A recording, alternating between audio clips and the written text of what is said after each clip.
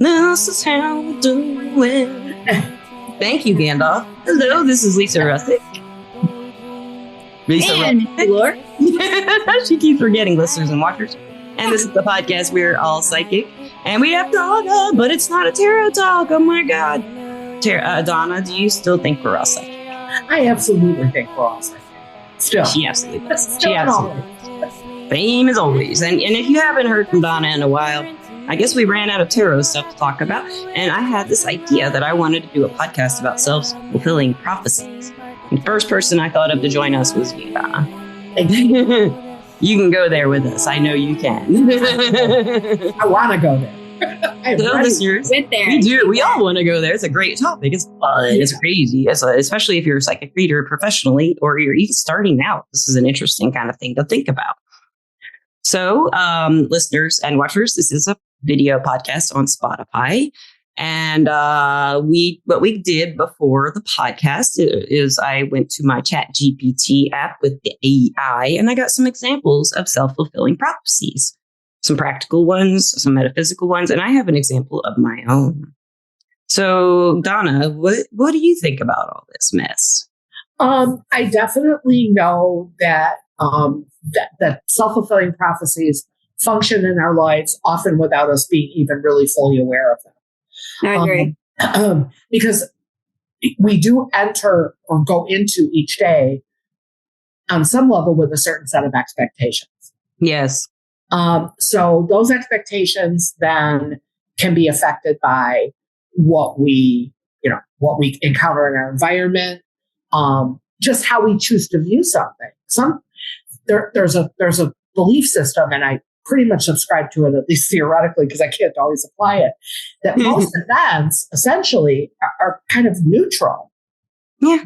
Our reactions. We ascribe the meaning and our emotional reaction and our response and all that kind of defines, is this a good, is this a positive? Is this a negative? Is this a good thing? Is this a bad thing? But the event itself, there are some exceptions, clearly. But for the most part, the event itself is neutral. Yeah. Just a thing. It's just a thing that happened. Yeah. Yeah. So absolutely, it's operational in our lives. I think consciousness can make a good impact, can alter the result. And then because I read tarot, my approach very often when giving a reading about anything that has yet to occur, right? Yeah. Because if it's already happened, then we deal with that a different way. Yes, we do. The idea of the prophecy being that kind of the operative word. Yes, divination. Is divining the future. Yeah, exactly. So once you're prophesying, to me, that's why it's really important to be honest in a reading. No. Oh, yes. No sugarcoating, no unicorns and rainbows. And if you don't know, say, I don't know. I don't know. I'm not getting It's okay to say, I don't know. I don't see that. That information is about that. Yeah. But the other thing is to always look, to me, my framework is always, if it hasn't happened yet, there are still some things that could affect whether it happens, what the person can do. Absolutely. When and if it happens, all of those things, there's nuance here. You know what I mean? Oh yeah. And there's a bigger context that empowers the questioner. Right. That's what I try to do so that I'm not trying to necessarily influence the outcome, but I'd like the questioner to think about how they might influence. Yeah. So you have that. She has that in mind when she's doing readings, listeners. And Misty, what is your concept of a self-fulfilling prophecy? I think it has a lot to do with, like she said, we wake up every day, kind of doing it already. Expectations. I think the more that we're aware of it, the more that it'll likely happen. I think. You think so? Kind of like manifesting, kind of. You know what I'm saying? If you're aware that you're changing, yeah. So and then you can change. Yeah. I didn't think about it that way. You can make Self-fulfilling prophecies on purpose. And that's Misty's go-to. Wow, I love it. Yes. Yeah, the idea of an intentional self. Intentional self. I hadn't thought about it because usually I think unintentional. You know, well, I'm talking about. I wake up and say, I want to have a great day, no matter what. You know, and that's kind of foretelling the day. But I'm going to make it great. Or I could be grumpy and say, you know what, this is going to be a horrible day. And guess what? It will be. Yeah, and everything's going to suck today. Everything. It is. And it does. Yeah, it's true. It's true. I know people like that. I've been married to people like that. Exactly. So, listeners and watchers, if you don't know about a self-fulfilling prophecy, the Chat GPT has given us 3 practical examples. Academic performance. This is where a teacher might think a student's especially good at math or something. And like, wow, she loves her math, and she finds the student that gets A's on every test, clever, problem solver. So she encourages him, especially, maybe gives him special attention or something, and tells him he'll be the best mathematician. Maybe she really pushes him, and he becomes a mathematician. And she always had that feeling he would, maybe. And is that a self-fulfilling prophecy? Did she fulfill a prophecy that she had this feeling when she saw that student, And what happened there? So this app explains the teacher provides the student with extra attention, encouragement, and challenging material. As a result, the student performs exceptionally well, confirming the teacher's initial belief or intuition. Mm-hmm. Because her belief came from somewhere. Mm-hmm. Yeah. So another one is the financial market fluctuations, which everybody who knows about the stock market knows is gambling.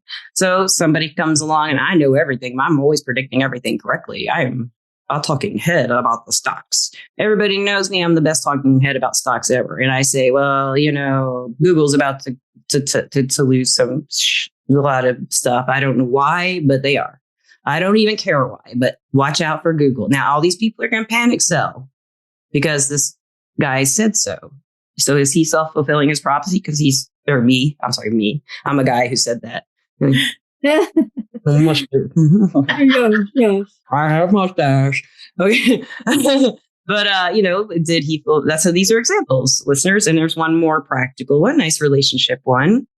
So we've all been in this position. Probably we're with a partner and we, are insecure and we start thinking they don't care. They're acting differently. Maybe they are a little, things are just in a lull or something and we panic. It's over, it's over. We start internalizing it. And I think we've all been there. Oh yeah. Yeah. We get anxious. And that's what this says. As a result, we become anxious, overly possessive or distant, stuff like that. And the behavior can cause a strain in the relationship and the partner will then actually pull away. Yep. I am very guilty of that. Yeah, I think we've all been through that. Yeah, I certainly have. I have a feeling he doesn't love me, so I'm going maybe right, leaving me, or maybe he's thinking about whatever straying. Yeah, and then the more energy you give it, yes, the more your own behavior, your own energy reflects that anxiety, that fear, that whatever. Mm-hmm. And the other person then is going to start to go like, okay, she's really different. Right? What's going on? Mm-hmm. And again, then they will distance themselves or they'll confront it, but whatever it is, it's kind of getting steered in that direction based on a false, I'll call it a false set of assumptions. I won't even call it a false set of assumptions. That's how this says it's a false assumption. Yeah. That's how it's presented as a false. No, they say a person believes. Yeah. Or just has a feeling, and just in there, no reason. Say there's no reason, no external reason. It's just something they feel like he's not paying attention to me as much. He doesn't love me as much. He doesn't love me. And maybe we're influenced by the past. Yeah. By somebody who did that. And there's some little tiny subconscious tick or something energetic we pick up. And it's, oh, man, we're back there with that person. And that's what's going to happen. Those things can happen. Yeah. And bring up that insecurity and make it real for this person who's not that person.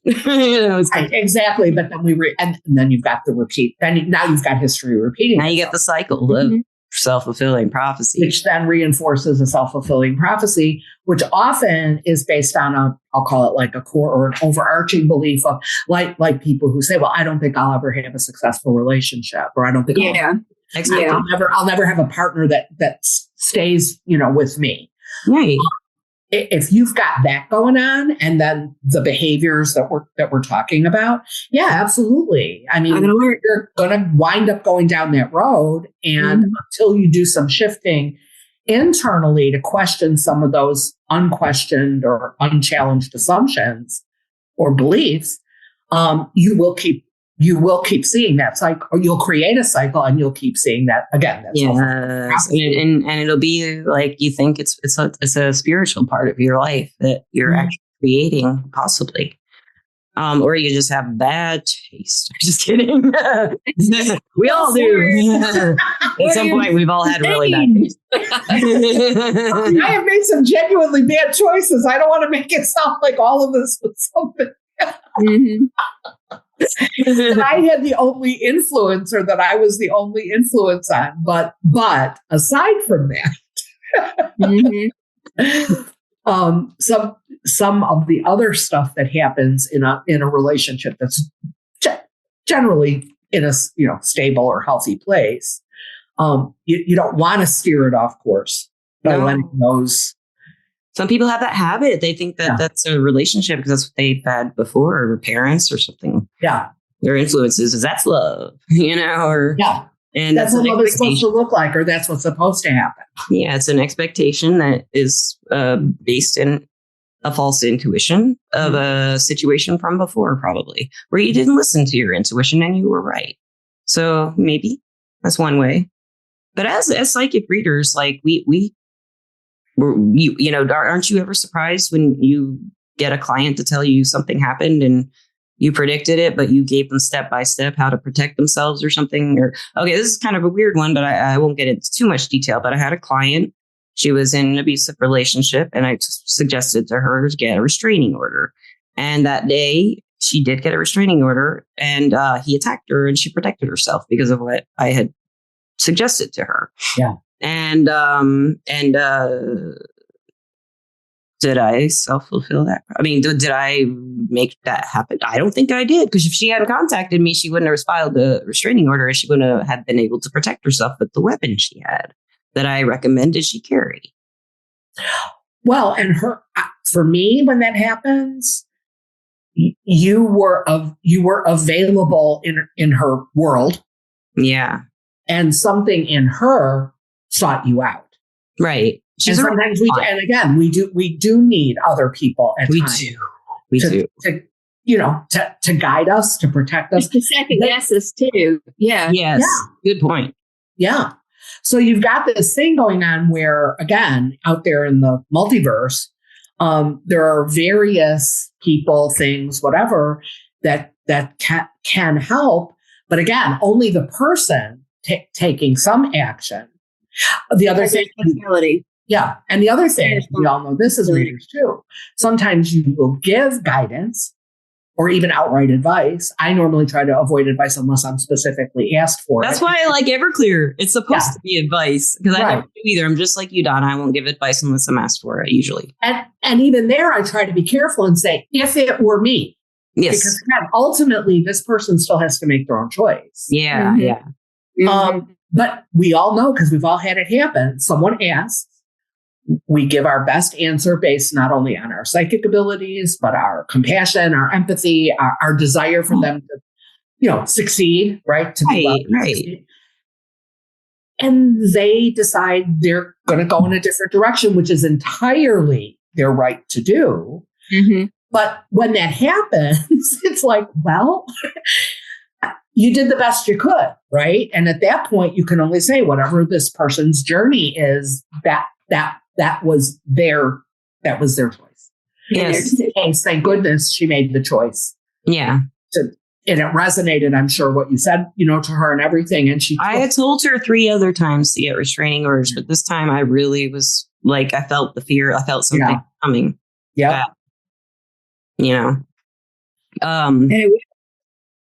And it did, yeah.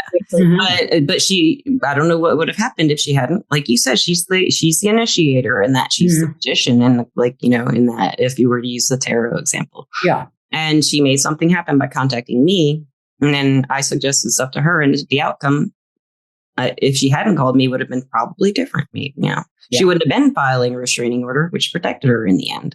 Right. From defending herself, and hurting him to defend herself. She had to. And I have a very personal, do any of you have personal stories about a self-fulfilling prophecy? Because I have one that's kind of weird, but I thought of, but do either of you have any that you remember happening in your life? All the time. Yeah. Go ahead, Dona. I mean, we've already joked about it. Obviously, some of them fall on the side of, okay, yeah, this relationship is going south, and I'm yep. And I'm the one that just set the map, right? Or I just set the GPS, right? But I would say there are positive ones too. Sometimes what again, if we believe we're going to be able to manage something, to handle something, to take it in a certain direction, and we not only believe it, but we take aligned action toward that. Yeah. And it's like, oh, it worked out. And it's not really a surprise, because it's like, well, that was the direction that we took it, kind of knowing, or again, expecting that would be, or hoping that would be the outcome. Yeah, but it's more than just hope. It is. It's more than just hope. It's got your energy in it. Yes. So it's pushing into it, and you're working with it, and your thoughts change, and your attitude changes. So that's it. And I've done it. What have you done? I've done it. Relationships and with my kids. Oh yeah, how so? Times. Like example with my oldest, she was always into computers and games, and I always told her, you need to work with computers when you get older, and I would basically point her into going to school and suggest, well, we need to do this for this to happen, and these are the steps that we have to take, and then that's what she ended up doing. She ended up, it's like the teacher student example. Yeah, that was one example. But yeah, I mean, I've done it many times. You're an Aries. She makes things happen. She's an initiative. Double it. Yeah.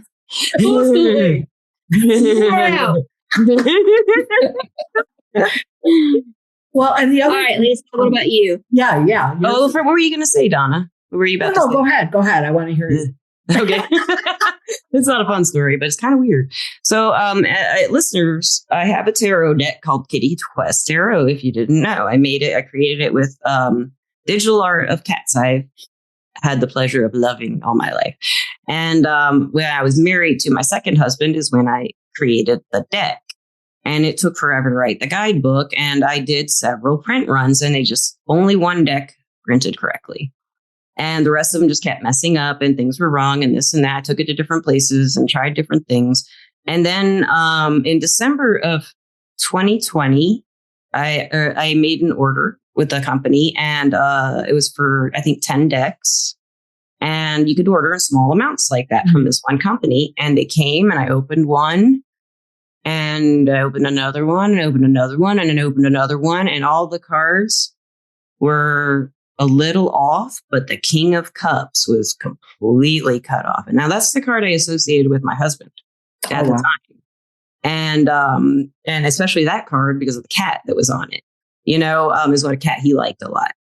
So I was like, this goes back a little bit to, I've talked about this in the podcast before, listeners, but before that, and when I was 36 or 35, I went to a psychic in Huntsville on Jordan Lane. I can't remember her name, but it was I just started working for a psychic platform, and that husband had met her, and she said, have her come up here and we'll do readings for each other. So I did. And I was real nervous. She did tell me on the way out the door, she says, what do you know about your husband?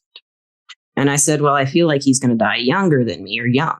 And she says, how young? I said, I don't know. I've seen him with white hair, so maybe 56 or so. I don't know. She says, 46.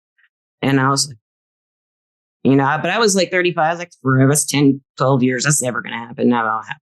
So when he was 46, that, of course, as it got closer to 46, it came to mind. So at that Christmas, he was 46 when I got those cards with the Kings of Cups all messed up.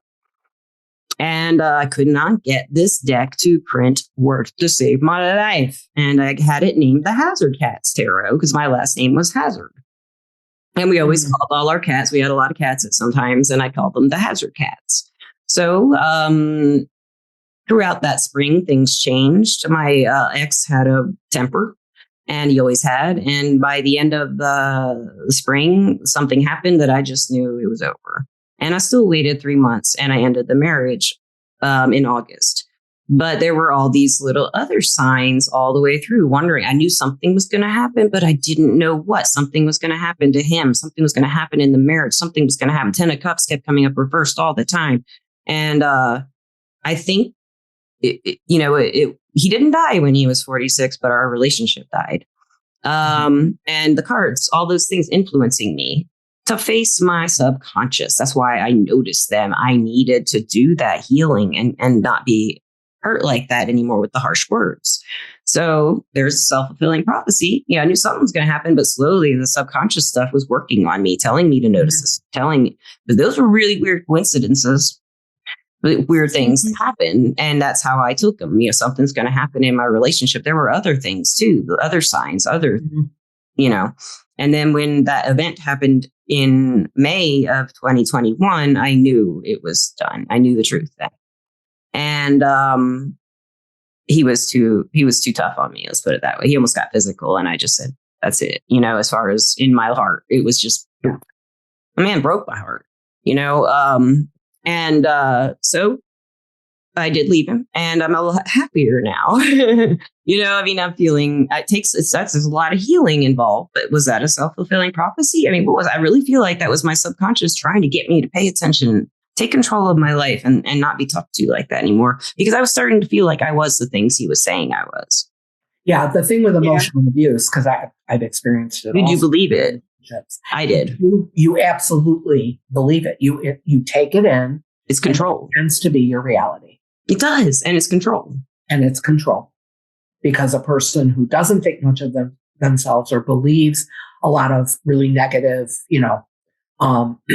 diminishing things about themselves, is likely to take action, or is less likely to take action to stand up for themselves, or to try to change, or to try, or to try to leave. Yeah. So it's a very, not so subtle, I guess, but it's a very insidious form of control. Yeah. Yeah. Desperate kind of, if you really, he was an unhappy person deep down, I think, but us little healers, we'll help him. I think the best thing I did was leave, Well, certainly for yourself, and probably whether he realizes it at this point or not, maybe for him also, because I think it offered him an opportunity to take a different path for his own healing and his own, dealing with his own issues. Yes, exactly. But most certainly for yourself. Yes. So that was one I considered kind of a self-fulfilling prophecy. There were all these influences, but when it came time for the final decision, when I really had to be honest with myself, I did take that into consideration. And I really think of it as I projected, or as I explained it in the beginning of that story, where I think my subconscious wanted me to face reality. It was time, So that was a kind of heavier one, but it happened, and I do feel it. Is it a self? Was it going to happen anyway? Would I have left him if those cards hadn't come with all the Kings of Cups, like 10 decks with all and they couldn't print them? Nobody could. And then as soon as out of that marriage, the guidebook was finished. The deck was renamed to Kitty Quest Tarot, and the first print run worked. Yeah, it's perfect. Yeah. I think it was how it was meant to be. Yeah. For sure. No doubt. No, though, you just don't know those self-fulfilling prophecies. You just don't know. And what I was thinking about, and we touched on this a little bit as we were preparing for what we were going to talk about tonight. I also look at it as, okay, there's self-fulfilling prophecies, right? Mm-hmm. And we've already touched on a little bit tonight in our discussion too. To me, I look at it as, okay, self-fulfilling prophecy. Is it self-affirming? Does it give someone a way to affirm themselves, empower themselves, grow or move towards something? Or is it a self-defeating prophecy? In other words, does it reinforce a negative belief, a fear, a core belief that maybe is no longer true or doesn't serve anymore? And so again, that's kind of where it's not just, let's all be positive and happy all the time. Because that's not real either. Right. But it's what's the context that says it can be this, but it can also be this. And if you're aware and intentional, to a great extent, not everything in life is our choice, at least not our preference, but we do get to make choices. Yes. Yes, we do. And we can analyze all we want before we make those choices. Yeah. Mm-hmm. Yeah. And just depending on how we take information, how we take experience, how we take what we believe and line that up with what we're either trying to do or trying not to do. Usually it's almost better to go with what you want to do and not worry about what you don't want to do. The don't want to do gets taken care of by having something in place that you do want to do. You're right. And that's what Misty was getting at when she was like, I'd do it, manifest. Yeah, no, but it's true. It's true. Rather than going, I don't want this to happen. And boy, I don't want that to happen. Focus on I the wouldn't like that at all. No. Don't even have it in there. Yeah. That's so funny that we're talking about this because the other day I had my grandson that was 5 and I'm trying to teach him some things a little bit at a time. And so I thought it would be fun to teach him how to manifest at such a young age. I wish I knew how to do it at a young age. Oh, yeah. And so I was like, you can do, or you can have whatever your heart desires. I said, you just have to really, really, really believe in it.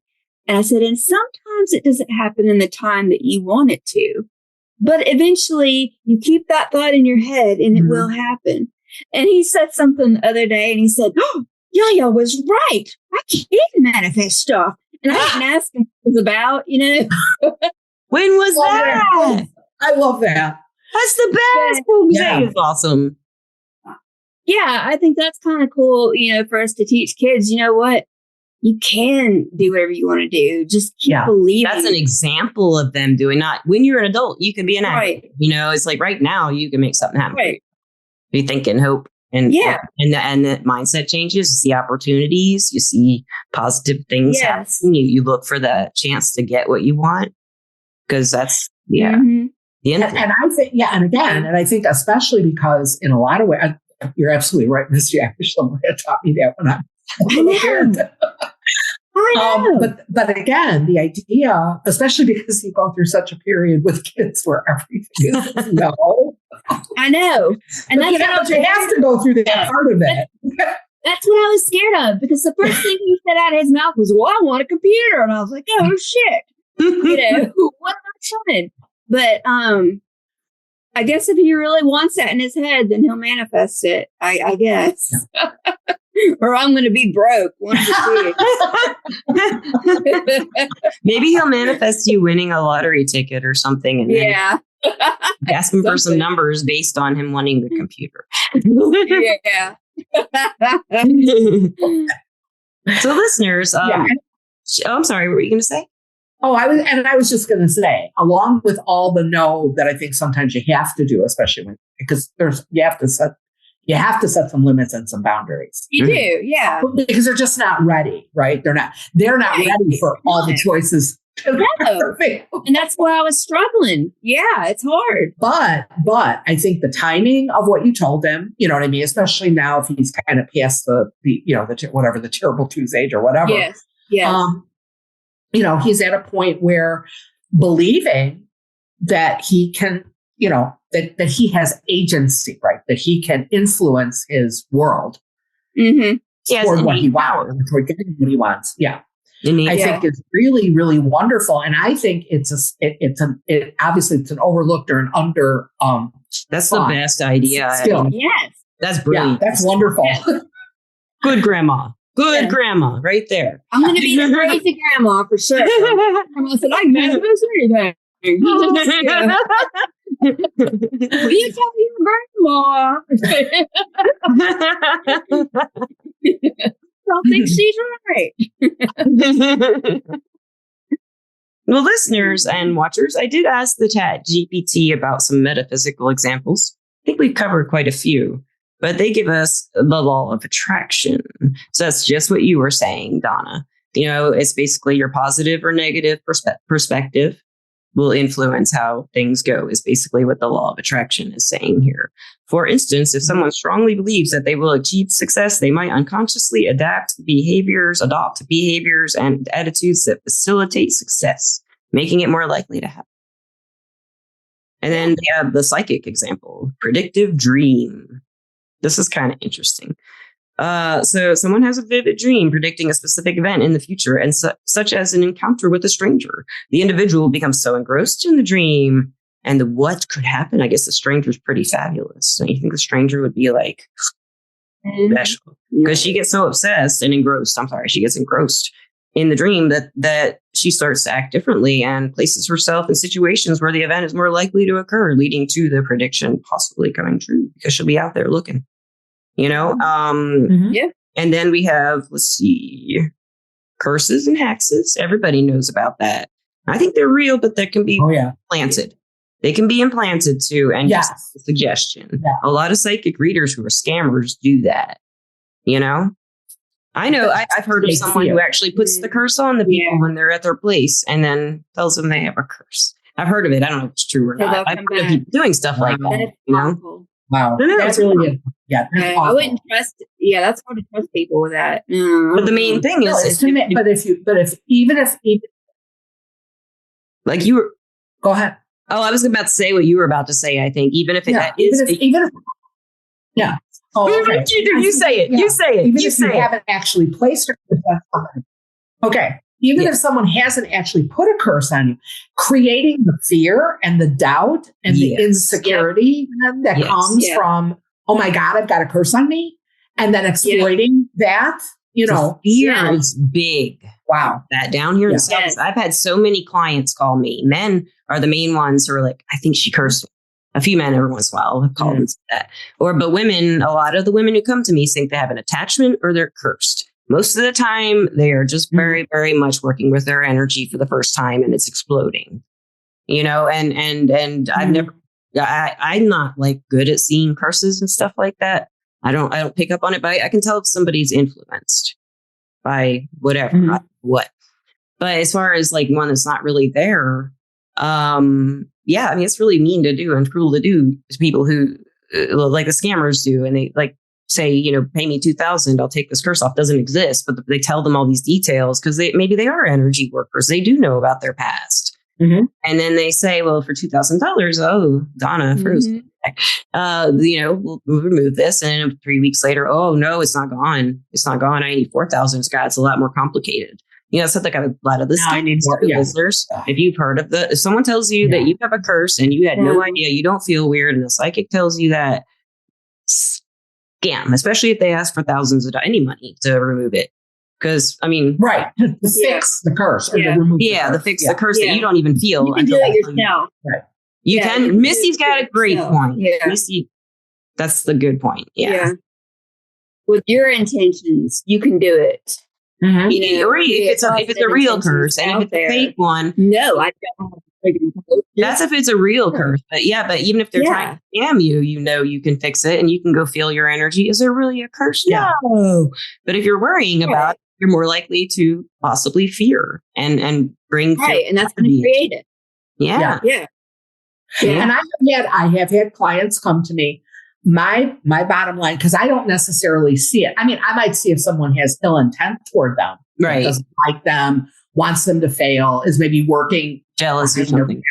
They're jealous or they're betraying them, or they want that position. Yeah, they want something. Maybe it's a work situation and they're undercutting them. But yes, that's what I see. Yeah, it's in a framework like that. It's not necessarily I'll say a spiritual or a metaphysical action to put a curse. Right. Bad intention towards someone. But bad intent. But my bottom line with clients is always, first of all, yes, even if someone is a very powerful practitioner and they're out there, I believe that. Ultimately, no one can have power over you that you don't give them. With the exception of actual physical, they kidnap you, they chain you to a chair, and they hold a gun to your head and say, you're going to do this or I'm going to kill you. I mean, I'm talking where they literally put you under their physical control and have threatened you with your life. Yeah. Yep. And I know that sounds really ultra. And you can close your eyes and just go in here and pretend it's not happening. We even have that ability. We can just dissociate. Exactly. And we have that ability, and we can escape any situation. Really, we can't physically escape a situation you're describing, maybe, but we can disconnect from it and not be there. With like everyone, if listeners, if you don't know what, but I only use the. Yeah. Oh, you're breaking up, Donna. Well, and I only use the dramatic example to drive home the point that you are ultimately the one who controls your life. Yep. Not somebody else, not even a strong metaphysical practitioner who's doing magical work, whatever. And then my other thing is, and if someone is doing magical work against you, there are some things you can do. It has nothing to do with retaliation or anything else, but there are things you can do to protect yourself. Protecting yourself. And that's your intention, to protect yourself. And if it's not happening. Yeah, exactly. And if it's not happening. Nope. Sure can't. Do that bubble. Break that bubble around you. The violet flame. I like the violet flame. Someone taught us that in the podcast. It's a violet flame, he said. Do you remember that? I think it was Wajid. He was in a podcast and he says, you bring up the violet flame from Mother Earth. And when he described it, I could feel this purple violet flame comes up around you and protects you. It's something he used. And the way he described it just always stayed with me. And I feel like I do it a lot when I'm driving and I'm feeling nervous. The purple flame all over my car, it's just like, imagine it protecting my car. And I drive better because I am anticipating it being safer, but there's always that other driver. That's what I worry about. Well, yeah. I had an interruption that was very fun and exciting. It was a computer thing. It's probably going to make this not a video podcast. So we'll just have to see what happens when we get the recording, because you never know with We're All Psychic podcasts, some weird things happen. So we were doing self-fulfilling prophecies. And the last couple of things I wanted to go through that Chat GPT tells me is the astrological prediction as a self-fulfilling prophecy. And they say, and this is about reading horoscopes. So if you read a horoscope that says something's going to happen that day, you anticipate it. You anticipate it all day, you might make it happen. Or think, wow, that was true. But you went out looking, like my horoscope might say, you're going to be in a bad mood today and you're going to have a fight. And, I'll be like, oh, and where will it happen? And then I'll think, oh, I'm going to see so-and-so today. And I'm going to somewhere to see a doctor. I always have fights with doctors, of course. And I'll be like, I'm going to have a fight with that doctor. And I might be in there really anxious and defensive then if I read that horoscope, that I might have a conflict of some sort, and because something squares something in the fifth house. I don't know. And, that would be an example, I guess, for that. And of course, listeners and watchers, we have the best. So Misty started with it. Manifestation via thought. They say this is a self-fulfilling prophecy in the Chat GPT. And that's the AI that is programmed by us. They are babies. So this is a manifestation via thought. Someone believes in the power of thought to manifest reality. If they constantly focus on a specific desire, like attracting wealth, they might unknowingly start taking actions, making decisions, or adopting behaviors that align with this focus. Even if it's subconsciously, they begin to create opportunities for wealth. Thus, proving, it gives a little quotes, proving the power of their thoughts and shaping reality. So that's what the AI has been told to tell us about what manifestation is and how it works. And that's what it thinks anyway. So, but Misty's right about the self-fulfilling prophecy. If you just keep it positive, if you just keep it in your head that it's going to be something that you want, something that's good for everybody, something the life's good. Just always have that idea. I think that's you can self-fulfill your whole life that way, the way you want it. Maybe not every little thing, but Well, sometimes preferences tend to be really fluid, right? Yes. What I might prefer today, I might not prefer. Oh, that's so true. That's so true. Right. And also their overall effect, unless you really blow things out of proportion, is sometimes a preference that doesn't work out in the way that that was to your preference, to your liking, is something that's easily released. Yeah. It's like, okay. You have a good attitude. You're like, yeah. It's like, okay, you know what? I got all this other stuff. Yeah. It wasn't what I wanted, but it's not, it's kind of like, it's not that big of a deal as long as I don't choose to make it a bigger deal than it is. Yes. And I don't know if you said this during the podcast or before the podcast, you were saying something about, you make room when you have, you make room for something better. When you take out the negative thoughts, you make room for positive thoughts and positive ways of, expectations for your future and from what people tell you. And anyone telling you your future, if they say they know it for sure, I would be very skeptical personally, If they know for sure. Yeah. If they know for certain, I know for sure that you are going to something that's just, to me, it's a red flag. Because there's variables. To me, there's like a likelihood of something happening. Might be the most likely at the time of the reading, and that's about as what I can do. What I get. Yeah, my feeling is the future. Yeah, my feeling is the future is not certain. Yeah, and the past kind of whatever contract we have. Yeah, well, the past kind of isn't either because we have the observer. We have the observer. Yeah. And when I look at the past, myself, when I was 12, I was miserable. But now when I look back at 12-year-old me, I was like, oh, she had a hard time and now I understand her. And I don't feel that, what I'm saying? The past changed, but other people might be like, there's nothing wrong with you in 7th grade. And I was like, oh, if you only knew, I'm not my best friend. If I had one at the time, I say, yeah, you were kind of depressed or something, but there's all these different perspectives to take into account to, our attitudes and changing them and the future and the past, because I think it's all fluid because like, for example, the 3 of us in this podcast, when we end this podcast, we won't know what we said, everything word for word, unless we're one of those brilliant people with a perfect memory. I'm not. Are you, Donna? Are you Misty? Oh, no. Of course I am. She's accessing the Akashic records for the rest of the podcast right now. So, the past is gone, but we all 3 have different memories of it. And to each one of us, it's different. What happened during this podcast, probably. So on that note, I would like to thank our sponsor, Everclear. Everclear is an advice website and app, everclear.com. You can get advice from psychics and empaths to get the clarity you need to create the life you deserve. You deserve it. You deserve it. You deserve it, Donna. And you deserve it. Everybody, you do. I deserve it too. Oh, we all deserve it. We got to think that way. We all deserve it. We all deserve it. And Everclear is awesome. And we think that way. Yes. And Donna, where can listeners find you? It's been a while. Where can they find you? DSTNYTAROT.com or on Everclear. And my screen name on Everclear is Maria M. Maria M. I'll put that on Maria M. Yeah, or Mariam if they don't capitalize. Mariam. Mariam or Maria. So she's on there. I'll put all the information, links and stuff in the description. And either of you have any last advice? Donna, you have some last advice about maybe to beginners starting to divinate and predict.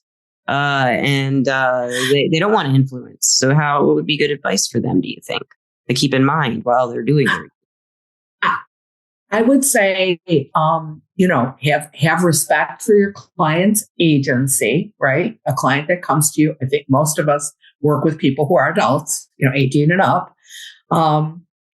If not, if you have other ways of working, then there's different ways of maybe, giving guidance. But for most of us, I think we work with people who are adults. Yes. Honor that, honor their agency, honor their ability to make their own decisions and their path. Because again, whether you believe we have a soul contract, whatever it might be, people are coming to you from where they are at whatever that point is in their life. Even if they come to you regularly, it's wherever they are in their life.